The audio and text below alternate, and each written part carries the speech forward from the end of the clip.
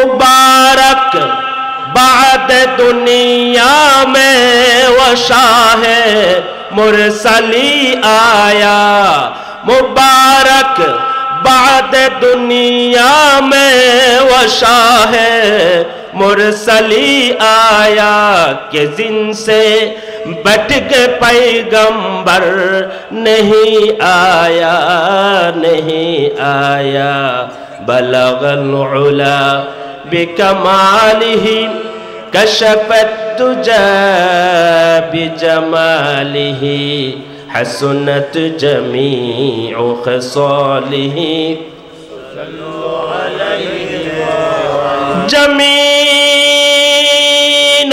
जमा तुम्हारे लिए, मकीनो मका तुम्हारे लिए, चुनीनो चुना तुम्हारे लिए, बने दो जहां तुम्हारे लिए। बलगल उला बिकमालिही कशफत दुजा बिजमालिही हसनत जमीउ खसालिही। চট্টগ্রাম জেলার পটিয়া থানার অন্তর্গত ঐতিহ্যবাহী ইয়াকুবদণ্ডী মুগলপাড়া মাহফিল পরিচালনা পরিষদের উদ্যোগে আয়োজিত আজকের এই তাফসীরুল কোরআন মাহফিলের সম্মানিত সভাপতি বিশিষ্ট আলেমে দ্বীন, আমার অত্যন্ত প্রিয় শ্রদ্ধাভাজন উস্তাদ জনাব মাওলানা নূর মোহাম্মদ সাহেব আতালাল্লাহু উমরহু ফি হায়াতি, আজকের মাহফিলের সম্মানিত উদ্বোধক মুগলপাড়া জামে মসজিদের সম্মানিত সভাপতি বিশিষ্ট আলেমে দ্বীন, অসংখ্য আলেমের উস্তাদ জনাব মাওলানা মোহাম্মদ আব্দুস সবুর সাহেব, আজকের মাহফিলের সম্মানিত বিশেষ আলোচক জনাব হাফেজ মাওলানা মাহফুজুর রহমান সাহেব, আজকের মাহফিলের সম্মানিত প্রধান মুফাসসির, ইতিমধ্যে যিনি এসে পৌঁছেছেন সুদূর ঢাকা থেকে, আমার অত্যন্ত প্রিয় বন্ধু। আল আজহার ইউনিভার্সিটিতে থাকা সময় একসাথে আমরা অনেক সময় কাটিয়েছি, লেখাপড়া, বেড়ানো, বিভিন্ন শিক্ষামূলক প্রোগ্রামে একসাথে অংশগ্রহণ করেছি। আমার অত্যন্ত প্রিয় ভাই জনাব মাওলানা গোলাম কবির আল আজহারি সাহেব সহ উপস্থিত উলামায়ে কেরাম, আমার সামনে যারা বসে আছেন দিনদার ইমানদার তৌহিদি জনতা, মাইকের আওয়াজ যতটুকু পর্যন্ত যাচ্ছেন আমার পর্দানশীলা মা ও বোনেরা, আসসালামু আলাইকুম ওয়া রাহমাতুল্লাহি ওয়া বারাকাতুহু। আল্লাহ সুবহানাহু ওয়া তাআলার দরবারে শুকরিয়ার সুজুদ পেশ করছি যে আল্লাহ রাব্বুল আলামিন আমাদেরকে অত্যন্ত অনুকূল পরিবেশে, সুন্দর পরিবেশে, শীতার্ত এই রজনীতে, কুয়াশাচ্ছন্ন এই সময়ে, রাতের এই নিস্তব্ধতার মধ্যে আমাদেরকে আজকের এই সুন্দর আয়োজন করার, আসার, বসার, বলার তৌফিক দান করেছেন। সে মহামনিবের দরবারে আমরা সকলে শুকরগুজার হচ্ছি, সকলে পড়ছি আলহামদুলিল্লাহ। আরো জোরে সোরে বলি আলহামদুলিল্লাহ। আল্লাহর শুকরিয়া আদায় করলাম। বিশ্বনবী মুহাম্মদ মুস্তাফা সাল্লাল্লাহু আলাইহি ওয়াসাল্লামের শাহী দরবারে লাখ কোটি ও যত কোটি দরুদ এবং সালাম পেশ করে আমি আমার নির্দিষ্ট বিষয়ে আলোচনা শুরু করব ইনশাআল্লাহ। যেহেতু সময় কম, আমাদেরকে দ্রুত আলোচনা করতে হবে। আমরা যা আলোচনা হবে এই মঞ্চে মানার, আমল করার নিয়তে সে আলোচনা শোনার তৌফিক আল্লাহ আমাদেরকে দান করুক, সকলে বলি আমিন। আমি একটি আয়াতে কারিমা তেলাওয়াত করেছি সূরা বাকারার 82 নম্বর আয়াত। সে আয়াতের আলোকে কথা বলতে চাই, আল্লাহ যদি তৌফিক দান করেন, বিত্তৌফিক, সকলে বলি আমিন। আল্লাহ রাব্বুল আলামিন বলেন সূরা আল বাকারার 82 নম্বর আয়াত, ওয়াল্লাযীনা আমানু ওয়া আমিলুস সালিহাতি উলাইকা আসহাবুল জান্নাতি হুম ফিহা খালিদুন। আল্লাহ রাব্বুল আলামিন বলেন যারা সত্যিকার অর্থে ঈমান আনবে আল্লাহর উপরে, নবী মুহাম্মদ সাল্লাল্লাহু আলাইহি ওয়াসাল্লামের উপরে, কিতাবের উপরে, যে সমস্ত বিষয়ের উপর ঈমান আনা দরকার ওই সমস্ত বিষয়ের উপরে যারা ঈমান আনবে আর পাশাপাশি আমলে সালেহ করবে। ঈমান এনেছি, কালেমা পড়েছি, জিকির করে করে বসে থাকলে হবে না, আমল করতে হবে। জোরে বলুন ঠিক কিনা? আল্লাহ রাব্বুল আলামিন নবী মুহাম্মদ সাল্লাল্লাহু আলাইহি ওয়াসাল্লামের মাধ্যমে যে বিষয়গুলো আমল করার জন্য আমাদেরকে নির্দেশনা দিয়েছেন, যে কাইফিয়তে ওই আমলগুলো করতে হবে, নবী মুহাম্মদ সাল্লাল্লাহু আলাইহি ওয়াসাল্লামের তরিকা অনুযায়ী করতে হবে। নির্দেশ হচ্ছে আল্লাহর, আর তরিকা হচ্ছে রাসূল সাল্লাল্লাহু আলাইহি ওয়াসাল্লামের। ওই আল্লাহর উপরে ঈমান যদি থাকে, ওই মানুষটি কখনো শয়তানের আইন মানতে পারে না, শয়তানের আমল করতে পারে না, শয়তানের নিয়ম মানতে পারে না। আজ সমাজের ভিতরে, রাষ্ট্রের ভিতরে, শিক্ষা প্রতিষ্ঠানের ভিতরে, আদালতের ভিতরে, পরিবারের ভিতরে শয়তানের আইন আছে কি নাই? আছে কি নাই? এই শয়তানের আইন যতদিন পর্যন্ত থাকবে নিজেকে ঈমানদার দাবি করতে পারবেন না। জোরে বলুন ঠিক কিনা? আপনি ঈমান এনেছেন, রব হিসেবে স্বীকৃতি দিয়েছেন আমার আল্লাহকে। সেই আল্লাহ রব্বুল আলামিনের যত নির্দেশনা আছে, সকল নির্দেশনা মেনে চলার জন্য আপনাকে সর্বাত্মক প্রচেষ্টা চালাতে হবে। সেই ঘর থেকে শুরু করে সংসদ ভবন পর্যন্ত এই কষ্ট করা, এই চেষ্টা প্রচেষ্টার মধ্যে আপনার দুর্বলতা আছে, মানে আপনার ঈমানের ভিতরে দুর্বলতা আছে। জোরে বলুন ঠিক কিনা? আমরা যদি কোনো মানুষকে ভয় করি, কোন ধরনের রাষ্ট্র প্রশাসনকে ভয় করি, কোন ক্ষমতাবান মানুষকে ভয় করি, কোন রাজনৈতিক নেতাকে ভয় করে যদি হক কথা না বলি, হক পথে না চলি, তাহলে ধরে নিতে হবে আপনার ঈমানের মধ্যে দুর্বলতা আছে। জোরে বলুন ঠিক কিনা? গত 13, 14 বছর, 16 বছর আমরা দেখতে পেয়েছি অনেক আলেম পর্যন্ত নিজেদের ঈমানকে বিক্রি করে দিয়েছে। জোরে বলুন ঠিক কিনা?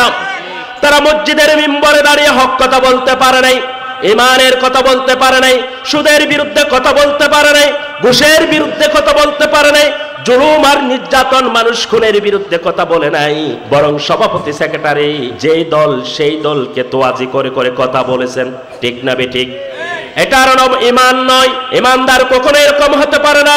আল্লাহর নবী বলেন, যারা হক কথা বলে না তারা হচ্ছে বোবা শয়তান। তারা কি? বোবা শয়তান। এমন বোবা শয়তানের পিছনে আমরা নামাজ পড়েছি। ঠিক না ঠিক? বোবা শয়তানের পিছনে কি করেছি? আচ্ছা, শয়তানের পিছনে নামাজ পড়লে কি হবে? হবে না। সুম্মাস্তাকামু ক্বালু রাব্বুনাল্লাহ সুম্মাস্তাকামু। এক্ষেত্রে কোনো আপোষ নাই।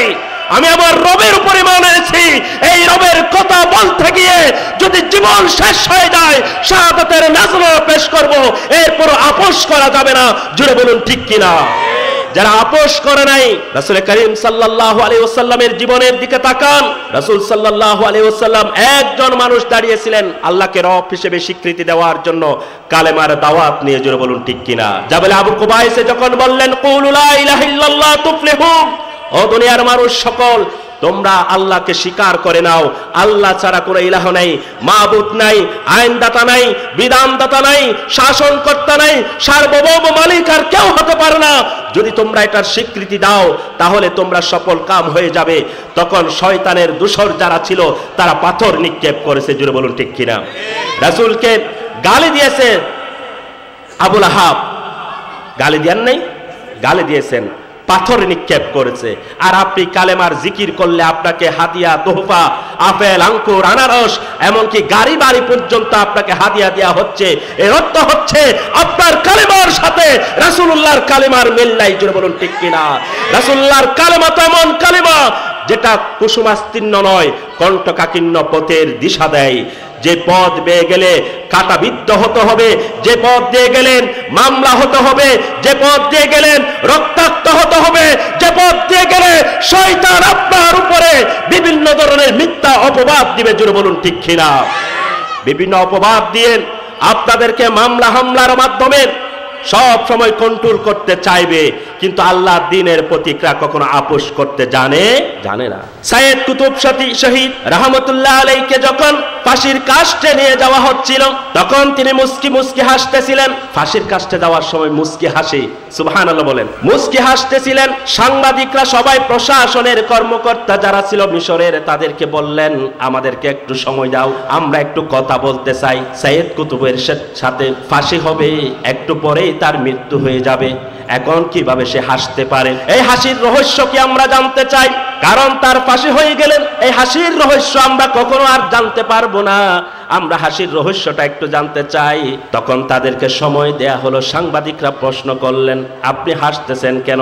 একটু পরেই তো আপনার মৃত্যু হবে, আপনার জন্য মৃত্যুর মঞ্চ তৈরি করা হয়েছে। মৃত্যুর মঞ্চের সামনে দাঁড়িয়ে ফাঁসির রশি দেখে দেখে কিভাবে হাসতে পারে, একটু বলেন কারণটা কি? হযরত সাইয়েদ কুতুব রাহমাতুল্লাহ আলাইহি বলেন, ও সাংবাদিক বন্ধুগণ, ও আমার ভাইয়েরা, তোমরা যেটাকে মৃত্যুর মঞ্চ মনে করতেছো, মৃত্যুর মঞ্চ হিসেবে তৈরি করেছো, আমার আল্লাহ তো বলছেন এটা হায়াতের মঞ্চ, এটা জীবনের মঞ্চ। সুবহানাল্লাহ। ওয়ালা তাকুলু লিমান ইউকতালু ফি সাবিলিল্লাহি আমওয়াত বাল আহইয়াউ ওয়ালাকিন লা তাশউরুন। আমার আল্লাহ বলেছেন খবরদার যারা আল্লাহর দ্বীনের জন্য শাহাদাত বরণ করেন তাদেরকে তোমরা মৃত বলো না, মৃত বলো না, বাল আহইয়া, বরং তারা জীবিত। তোমরা অনুভব করতে পারো না, তোমরা অনুভব করতে পারো না। আমি তো দেখতে পাচ্ছি আল্লাহর সেই কথা অনুযায়ী আমি জীবনের মঞ্চের দিকে যাচ্ছি, যেই জীবনের কথা আমার আল্লাহ বলেছেন। আমি আমার নাকের মধ্যে জান্নাতের সুঘ্রাণ পাচ্ছি। যেন বলুন সুবহানাল্লাহ। হযরত মুহাম্মদ মুস্তাফা সাল্লাল্লাহু আলাইহি ওয়াসাল্লামের বিশিষ্ট সাহাবা হযরত খুবাইব রাদিয়াল্লাহু তাআলা আনহুকে গ্রেফতার করে নিয়ে আসা হলো, একটা ঘরের মধ্যে বন্দী করে রাখা হলো।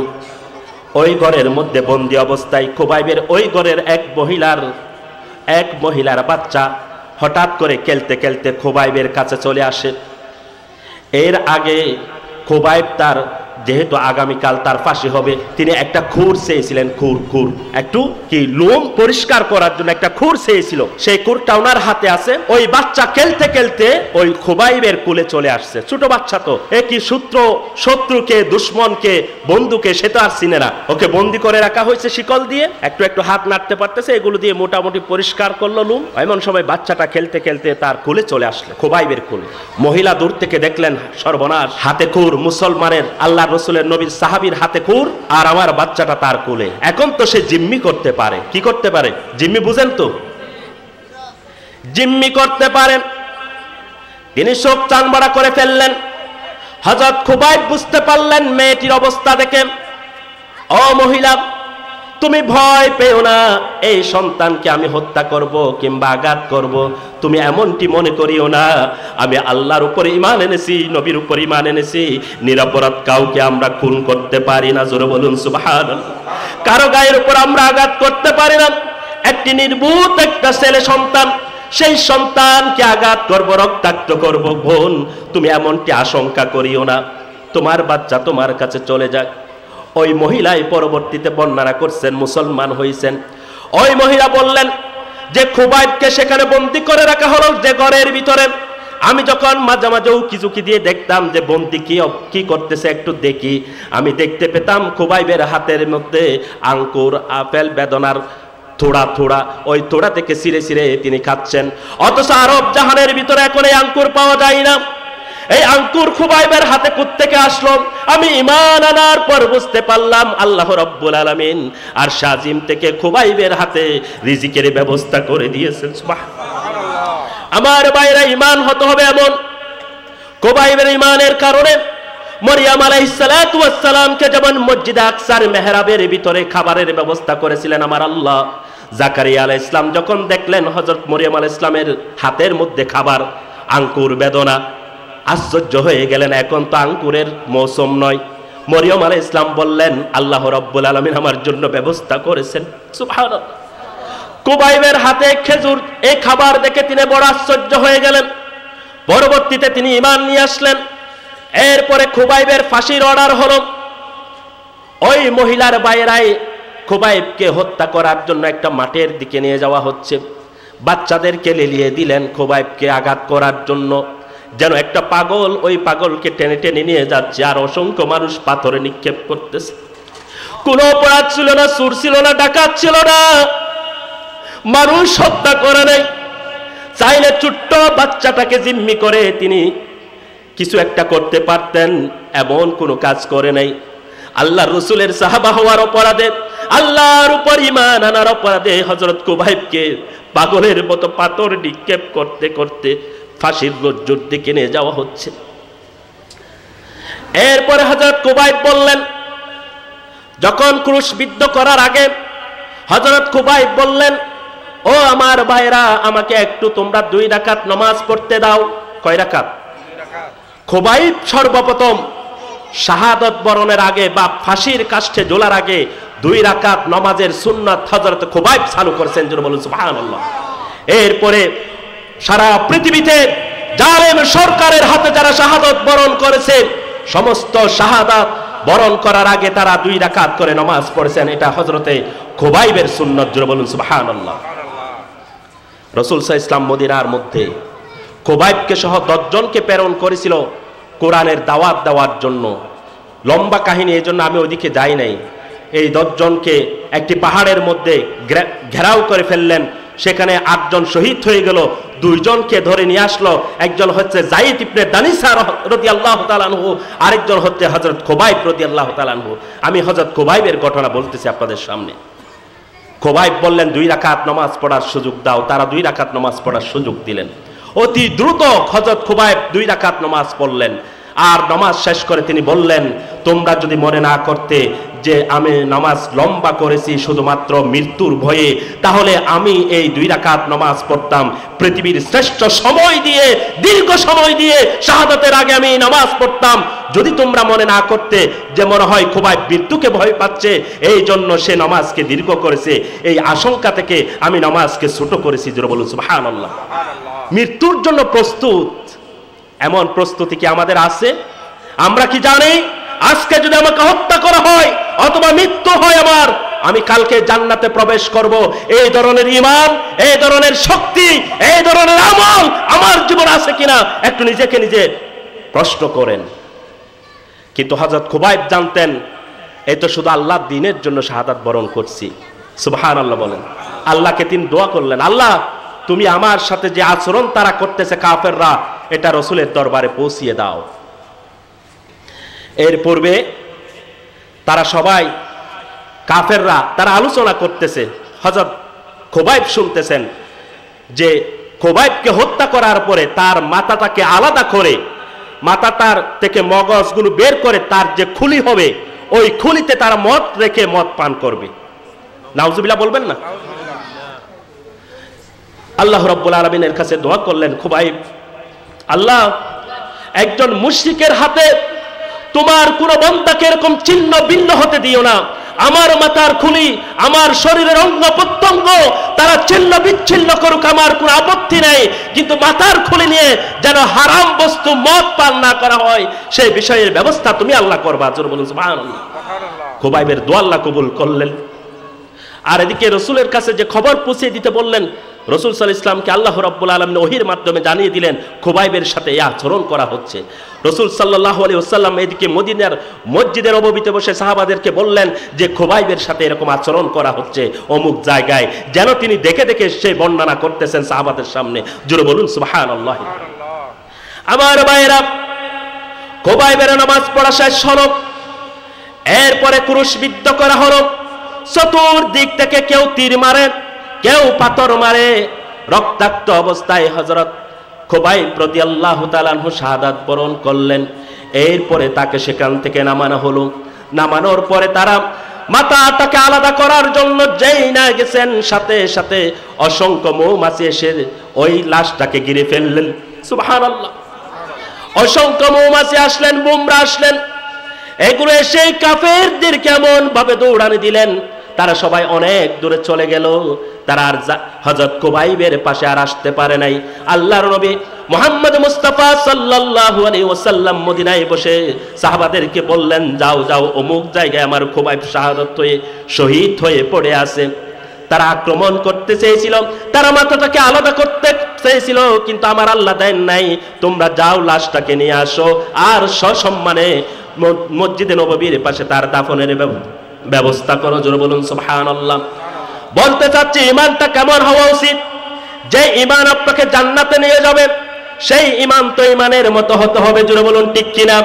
হযরত বেলালকে শুয়ে দেয়া হলো মরুভূমির উত্তপ্ত মরুভূমিতে, প্রচন্ড রোদের ভিতরে। যারা সৌদি আরবে গিয়েছেন তারা বুঝতে পারবেন মরুভূমির কি অবস্থা। প্রচন্ড রোদে গ্রীষ্মকালীন সময়ে ওই রোদের মধ্যে বালিকণার উপরে তাকে শুয়ে রাখা হতো, এরপরে পাথর দিয়ে তাকে চাপিয়ে দেয়া হতো। জোরে বলুন নাউজুবিল্লাহ। এইভাবে করে নির্যাতন করা হতো। হযরত বেলাল রাদিয়াল্লাহু তাআলা আনহুকে যত মারতেন তত তিনি বারবার বলতেন আহাদ আহাদ আহাদ আহাদ। আল্লাহ রাব্বুল আলামিন এই শব্দটাকে কোট করে সূরা ইখলাস নাজিল করে দিলেন, কুল হুয়াল্লাহু আহাদ আল্লাহুস সামাদ লাম ইয়ালিদ ওয়া লাম ইউলাদ ওয়া লাম ইয়াকুল লাহু কুফুয়ান আহাদ। জোরে বলুন সুবহানাল্লাহ। সুতরাং আমাদেরকে এই ঈমানটাকে মজবুত করতে হবে। পৃথিবীর কোন বাতাস, কোন ঢেউ, শয়তানের কোন পরিকল্পনা আমার ঈমানের সামনে টিকে থাকতে পারে না। জোরে বলুন ঠিক কিনা?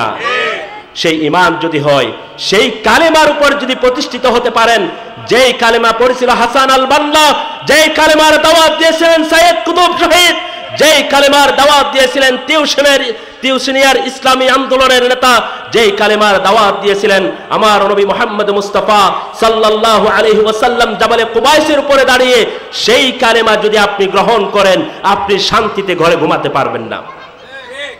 শান্তিতে ঘরে ঘুমানোর জন্য কালেমা দেয়া হয় নাই। আল্লাহর নবীর উপরে যখন ওহী নাজিল হলো, তিনি কম্বল গায়ে দিয়ে শুয়ে আছেন। আল্লাহ রাব্বুল আলামিন কোরআনের আয়াত নাজিল করে দিলেন, ইয়া আইয়ুহাল মুদ্দাসসির কুম ফাআনযির ওয়া রাব্বাকা ফাকাব্বির। কম্বল দিয়ে শয়ন করার জন্য, আরামায়েশ করার জন্য দুনিয়াতে আপনাকে প্রেরণ করা হয় নাই। আপনার সম্মান এবং মর্যাদা আমি বুলন্দ করেছি, যেমন ঠিক তেমনি আপনার রক্ত মাটিতে ফেলে আল্লাহর দ্বীন কায়েম আপনাকে করতে হবে, দ্বীনের দাওয়াত আপনাকে দিতে হবে। জোরে বলুন সুবহানাল্লাহ। পৃথিবীর সমস্ত মানুষের রক্ত যদি এক পাল্লায় দেয়া হয়, আমার হযরত আদম আলাইহিস সালাম থেকে শুরু করে কিয়ামত পর্যন্ত যত মানুষ আসবে, যত নবী এসেছিল, সমস্ত নবীর রক্ত যদি এক পাল্লায় দেয়া হয়, বিশ্বনবী মুহাম্মদ মুস্তাফা সাল্লাল্লাহু আলাইহি ওয়াসাল্লামের এক কাতরা রক্তের সমান হবে না। জোরে বলুন ঠিক কিনা?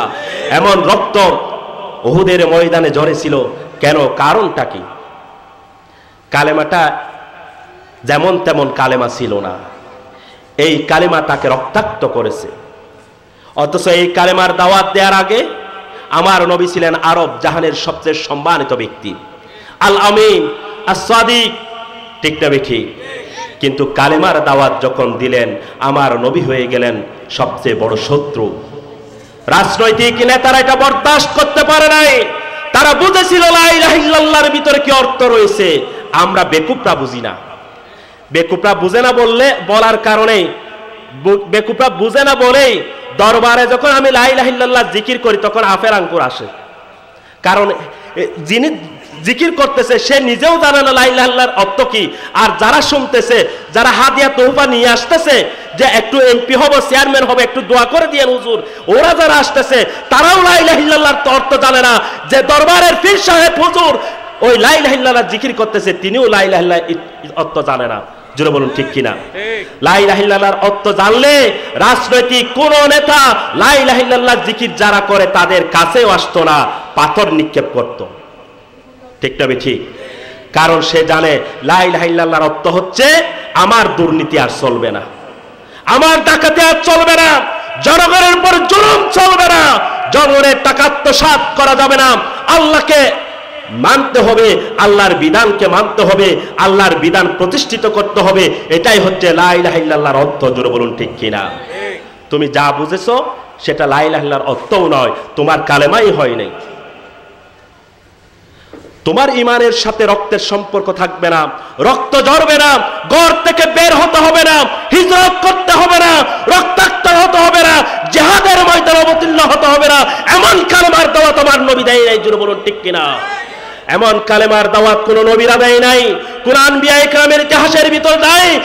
যে আনবিয়া ইকরাম তারা জীবনের সবচেয়ে শ্রেষ্ঠ মানুষ হওয়ার পরেও, চরিত্রবান মানুষ হওয়ার পরেও, আমানতদার বিনয়ী মানুষ হওয়ার সত্ত্বেও তারা কখনো ঘরে থাকতে পারে না আরামে। জোরে বলুন ঠিক কিনা? আর আপনি নবীদের ওয়ারিস হয়ে, নবীর প্রেমিক হয়ে, আশিকে রাসূল হয়ে ঘরের ভিতরে আরামায়েশে থাকেন, এটা কখনো হতে পারে না। এটা কালেমার মেজাজ নয়। আপনাকে এই ঘর থেকে এই ঘর, এই শহর থেকে আরেক শহরে পালাতে হবে কালেমার দাওয়াত দিলে। মামলা হবে, হামলা হবে, ইসলামের শত্রুরা আপনাকে বরদাস্ত করতে পারবে না, মিথ্যা মামলা দিয়ে আপনাকে ফাঁসির কাস্টে ঝোলাবে। জোরে বলুন ঠিক কিনা? এটার নাম হচ্ছে ঈমান, এটার নাম হচ্ছে কালেমা। ওই ঈমান যার ভিতরে থাকবে সেই শুধুমাত্র কোথায় যাবে? জান্নাতে যাবে। এই ঈমানের সাথে কি থাকতে হবে? আমলে সালেহ। কথা বলেন না, কি থাকতে হবে? আল্লাহ রাব্বুল আলামিন বলেন, ইন্নাল্লাযীনা আমানু ওয়া আমিলুস সালিহাতি কানাত লাহুম জান্নাতুল ফিরদাউসি নুজুলা। আমার আল্লাহ রাব্বুল আলামিন সূরা কাহফের 107 নম্বর আয়াতে বলেন, নিশ্চয়ই যারা ঈমান আনবে আর যারা সৎ কাজ করবে, ঈমানের সাথে সৎ কাজের সম্পর্ক আছে কি নাই? ঈমান আনবেন, কালেমা পড়বেন, কালেমার জিকির করবেন, কিন্তু আমলের কোনো দাঁড়ি না, এমন ঈমানের দরকার আল্লাহর নাই। আল্লাহ বলেন এই দুইটা জিনিস একসাথে হলে কানাত লাহুম জান্নাতুল ফিরদাউসি নুজুলা, তাদের জন্য জান্নাতুল ফিরদাউসের ব্যবস্থা, মেহমানদারি আমি করে রেখেছি। জোরে বলুন সুবহানাল্লাহ। জান্নাতুল ফিরদাউসের মেহমানদারি কাদের জন্য? ওই যে এতক্ষণ বললাম ঈমানটা এমন হতে হবে, কয়েক হাজার টনের ওজনের পাথর আপনার মাথার উপরে চাপিয়ে দেয়া হবে, ঈমান আপনার শরীর থেকে বের হবে না। ঠিক না ঠিক? হযরত সুমাইয়ার মতো শহীদ করা হবে, সেই লোহার মধ্যে শোয়ে রেখে লজ্জাস্থানের মধ্যে তীর নিক্ষেপ করে হযরত সুমাইয়াকে শাহাদাত বরণ করা হয়েছিল। নাউযুবিল্লাহি মিন যালিক। এমন শাহাদাতের নজরানা পেশ করার অনুভূতি অন্তরে নাই, আবার নিজেকে ইমানদার দাবি করেন, আশিক রাসূল দাবি করেন। মিথ্যা আর বানোয়াট ছাড়া আর কিছুই নয়। জোরে বলুন ঠিক কিনা? আল্লাহর নবীর দরবারে ইমানদারের কিছু অংশ এসে বলতেন, ইয়া রাসূল, আরা বড় ইমানদার, আরা একবারে খুব ভালো মানুষ, আরা আখিরাতুর প্রতি মানেননি, অনুরূতি মানেননি, আল্লাহর প্রতি মানেননি। আল্লাহ রাব্বুল আলামিন তাদের কথা বলতেছেন, وَمِنَ النَّاسِ مَن يَقُولُ آمَنَّا بِاللَّهِ وَبِالْيَوْمِ الْآخِرِ وَمَا هُمْ بِمُؤْمِنِينَ। আমার আল্লাহ রাব্বুল আলামিন বলেন, নবী হে, আপনার দরবারে এসে তারা বিনয়ের সাথে বলেন, আমরা আল্লাহর উপরে ঈমান এনেছি, আখিরাতের উপরে ঈমান এনেছি। ও নবী, আপনি দ্বিধাগ্রস্ত হয়ে যাবেন না, বিভ্রান্ত হবেন না। আমি আল্লাহ আরশে আজিম থেকে বলে দিচ্ছি, তাদের মনের খবর তো আমি আল্লাহ জানি, তারা আসলে মুমিন নয়। তারা কি নয়? মুমিন নয়। সুতরাং মাঝে মাঝে তসবিহ হাতে নিলে মুমিন হওয়া যায় না, মাঝে মাঝে মাথায় পট্টি দিলে মুমিন হওয়া যায় না, মাঝে মাঝে হজ করতে গেলে, উমরা করতে গেলে মুমিন হওয়া যায়। হজ করতে যাবেন জনগণের টাকা মাইরা, হজ করতে যাবেন, উমরা করতে যাবেন জনগণের টাকা মাইরা, বাবের জন্য ফাতিহা দিবেন, গরু কুরবানি করবেন আরেক জায়গা থেকে চুরি করে, এই না দুর্নীতি করে। ঠিক না ঠিক? আল্লাহ এত বেকুব নাকি? আল্লাহ ন জানে? ট্যাং হুতুনেসি, হাত টিয়ামের জুস, রাস্তার টেহায়ুস, লোয়ার টেহায়ুস, বিরিজুর টেহায়ুস, মানুষের টাকা খেয়ে তুমি আজ কুরবানি করতেছ, হজ করতে যাচ্ছ, আল্লাহ জানেন। আর শয়তান মাঝে মাঝে হাসে, ওরা গিয়ে হজে গিয়ে শয়তানকে পাথর মারে, আর শয়তান বলে যে কি আমার চেয়ে বড় শয়তান, সে আবার আমাকে পাথর মারে। ঠিক না ঠিক? এর চেয়ে বড় শয়তান আর আছে? ওয়ামিনান নাসি মান ইয়াকুলু আমান্না বিল্লাহি ওয়া বিল ইয়াউমিল আখির। আপনি ঘোষণা দিবেন আমি ঈমান এনেছি, কালেমা পড়েছি। আল্লাহ বললেন না, ঈমানদার হও নাই। ঈমানদার হতে হলে আমার রাসূলের জিন্দেগি, সাহাবায়ে কেরামের জিন্দেগিকে ফলো করো।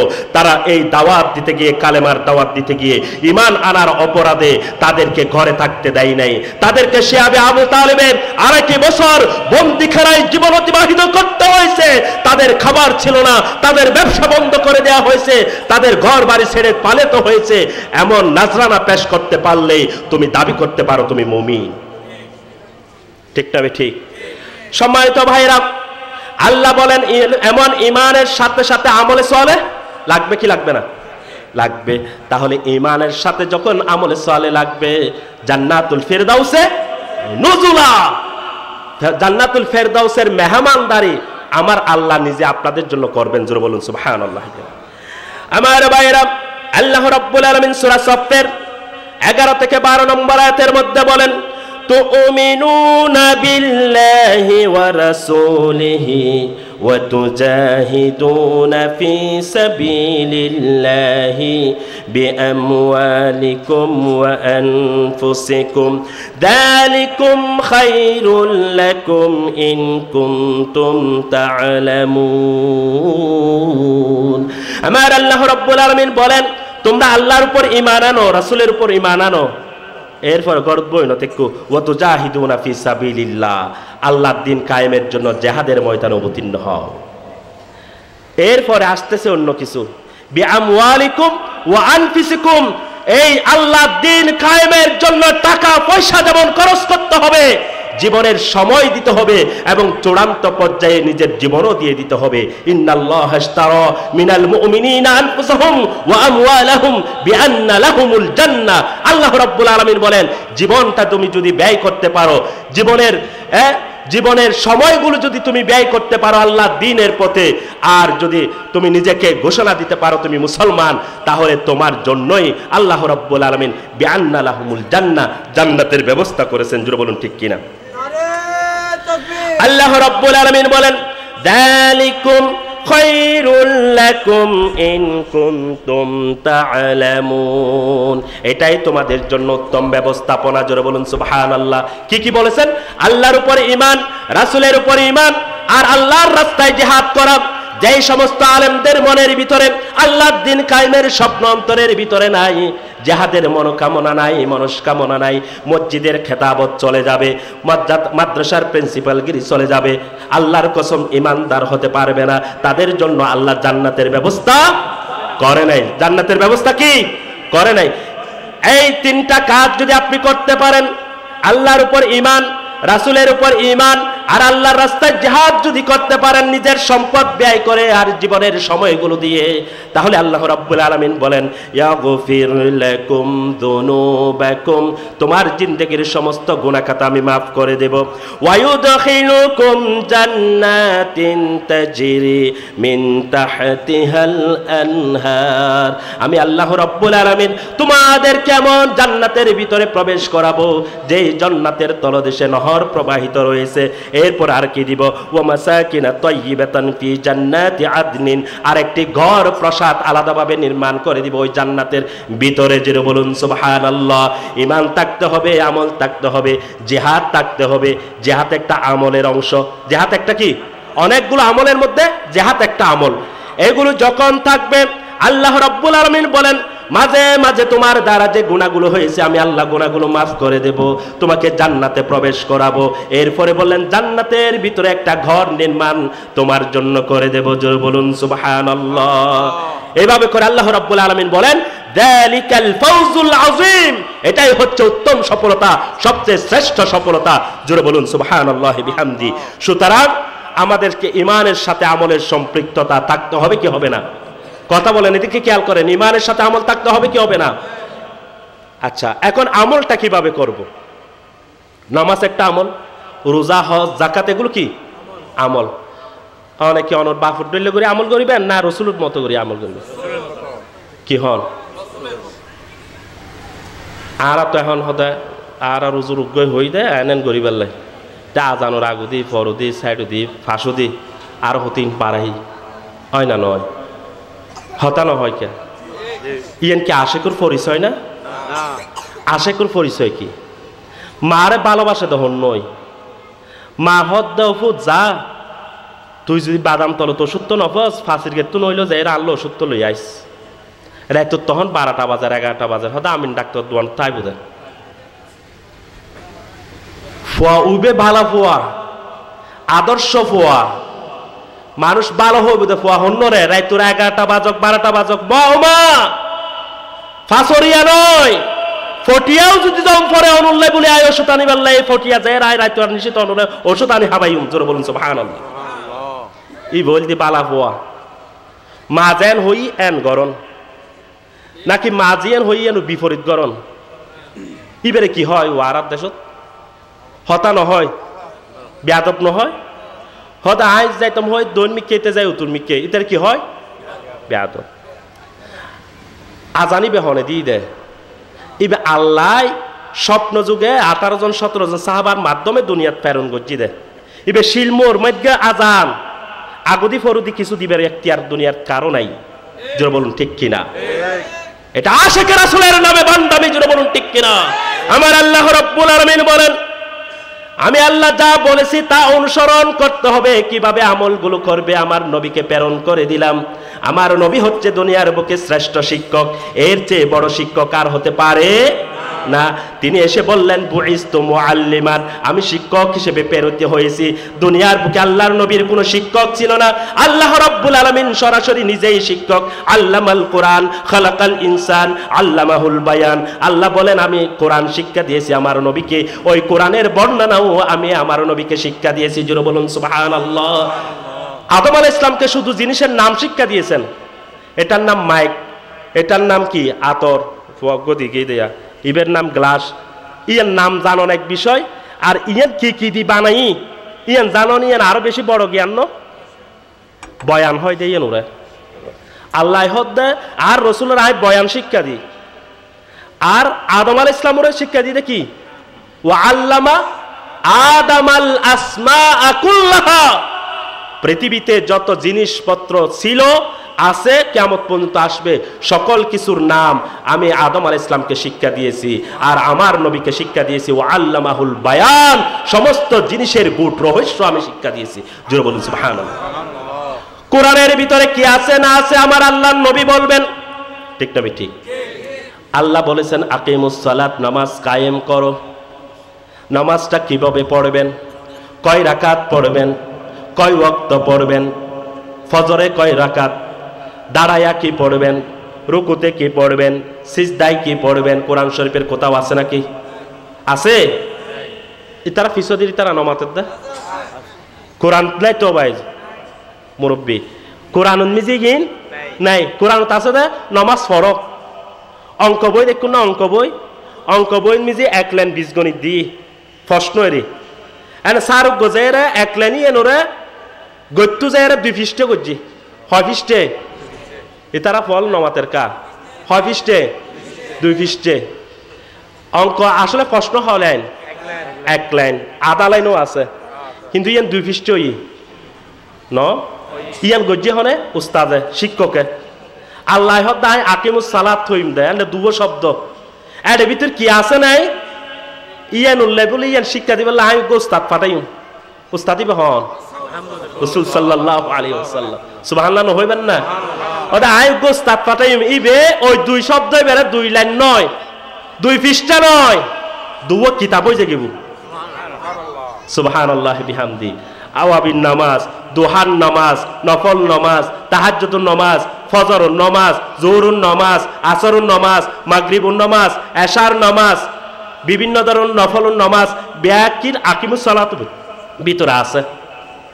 এখন এই ব্যাকির বিশ্লেষণ হনে করে দি রসুলের হনে করে দি শব্দ দি দুও আর আসিমুত্তুন এসিদা আকিমুস সালাত বর্ণনা গিন দিদে রসুলের রসুল হদা সাল্লু কামা রাআইতুমুনি উসল্লি, তোমরা সেভাবে নামাজ পড়ো যেভাবে আমাকে নামাজ পড়তে দেখো। এখন রসুল যেভাবে নামাজ পড়বেন, রসুল যেভাবে আজান দিবেন, রসুল যেভাবে রোজা রাখবেন, রসুল যেভাবে হজ করেছেন ওইভাবে যদি আপনি করেন তাহলে আপনারটা ইবাদত হিসেবে আল্লাহর দরবারে কবুল হবে। এটা বোঝার জন্য তো অনেক জ্ঞানের দরকার নাই, তো আমার রসুলকেই তো পাঠাইছে, ওই রসুল সাল্লাল্লাহু আলাইহি ওয়াসাল্লামের অনুসরণ আমরা করব। ঠিক না ঠিক? রসুলের কাজটাই তো ছিল এটা। আল্লাহ রাব্বুল আলামিন বলেন, وَمَن يُطِعِ اللَّهَ وَرَسُولَهُ يُدْخِلْهُ جَنَّاتٍ تَجْرِي مِن تَحْتِهَا الْأَنْهَارُ خَالِدِينَ فِيهَا وَذَلِكَ الْفَوْزُ الْعَظِيمُ। আল্লাহ রাব্বুল আলামিন বলেন, আল্লাহর অনুসরণ করবা, রাসূলের অনুসরণ করবা, তৃতীয় আর কোনো ব্যক্তির কথা বলা হয় নাই। আল্লাহ এবং রাসূল, তৃতীয় আর কোন ব্যক্তির কথা বলা হয়েছে? আর কো আয়াত থই, ইয়া আইয়ুহাল্লাযীনা আমানু আতিউল্লাহা ওয়া আতিউর রাসূল ওয়া উলিল আমরি মিনকুম ফাইন তানাযা'তুম ফি শাইইন ফারুদ্দুহু ইলাল্লাহি ওয়ার রাসূল। আল্লাহ রাব্বুল আলামিন এখানে ইমানদারদেরকে ডাক দিয়ে বলেন, আল্লাহর অনুসরণ করবে, রাসূলের অনুসরণ করবে, এবং তোমাদের যারা নির্দেশ দেয় তাদের অনুসরণ করবে।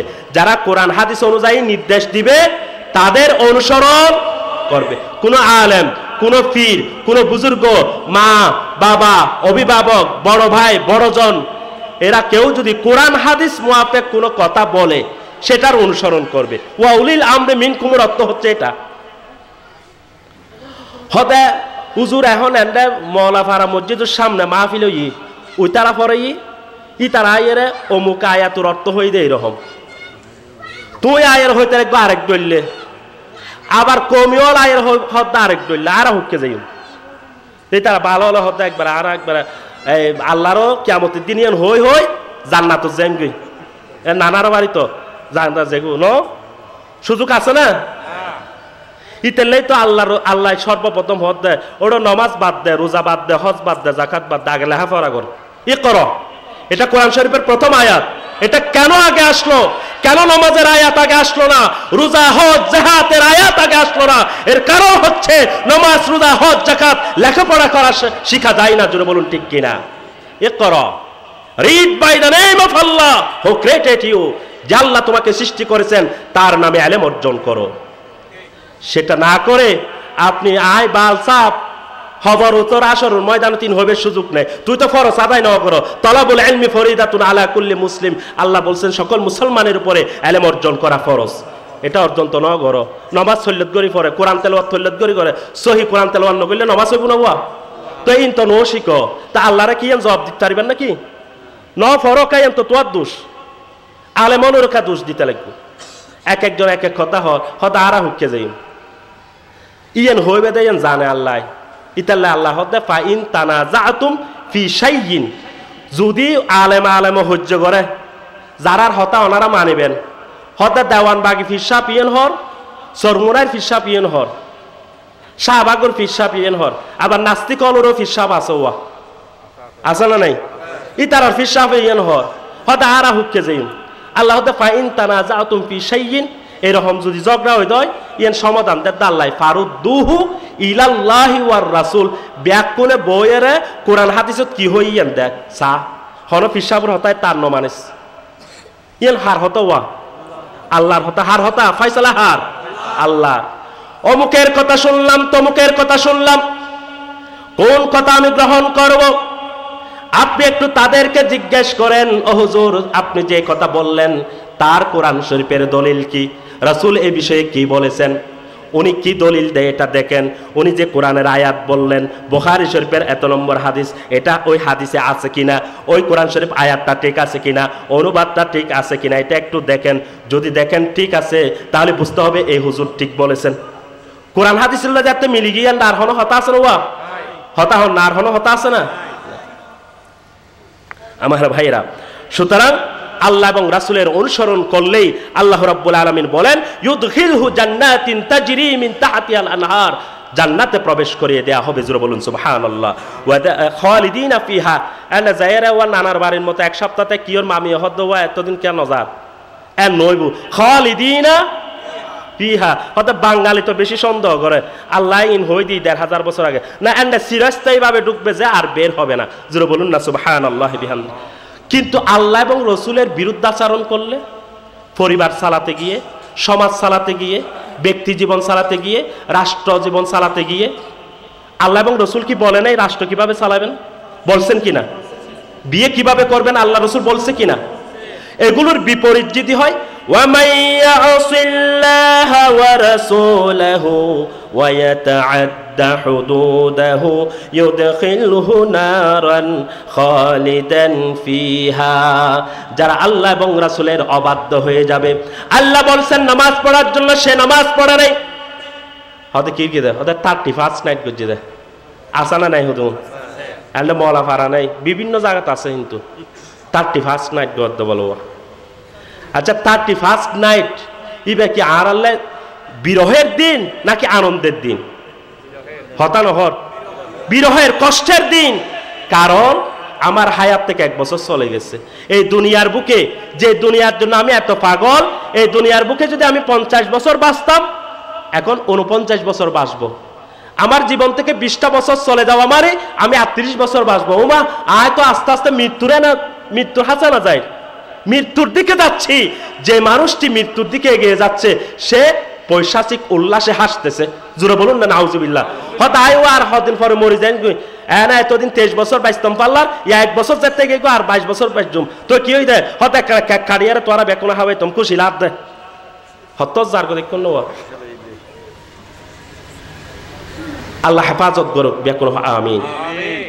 আল্লাহ রাব্বুল আলামিন বলেন, আল্লাহ যা বলেছেন, রাসূল যা বলেছেন তার বিপরীত যদি তুমি আমল করো, ওয়া ইয়াতাআদ্দা হুদুদাহু, আর আল্লাহর নবী যে হদ তৈরি করে দিয়েছেন, সীমারেখা তৈরি করে দিয়েছেন, না নামাজটা হবে এরকম, আজানটা হবে এরকম, সোমটা হবে এরকম, হজ হবে এরকম, এগুলোর বিধিবিধানগুলো আল্লাহর নবী দিয়ে গেছেন কিনা? কথা বলেন না, দিয়ে গেছেন কিনা? এটার সীমালঙ্ঘন যদি করা হয় তাহলে কি হবে? ইউদখিলহু নারান খালিদা, তাহলে চিরস্থায়ীভাবে তাকে জাহান্নামে নিক্ষেপ করা হবে। জোরে বলুন নাউজুবিল্লাহ। তাহলে সিদ্ধান্ত নিতে হবে ঈমানের সাথে আমলটা থাকতে হবে। আর আমলটা কার মতো থাকতে হবে? কথা বলেন, কার মতো? রাসূলের মতো। যদি বিপরীত হয় তাহলে জাহান্নামে যেতে হবে। এটা কি আমার কথা? সূরা আন-নিসা 13 এবং 14 নম্বর আয়াত। প্রত্যেকটি কথা কিন্তু কোরআন হাদিস থেকে বলবো, যাতে তারা এসে আমাকে ধরতে না পারে। হুতুন রাস্তা হয়তো কি হইও দেয়, রাস্তার মিয়ে ধরিয়ে আটকে ফেলে গাড়ি, হয় না? নয় এরকম মানুষ হুতুন নাই আছে।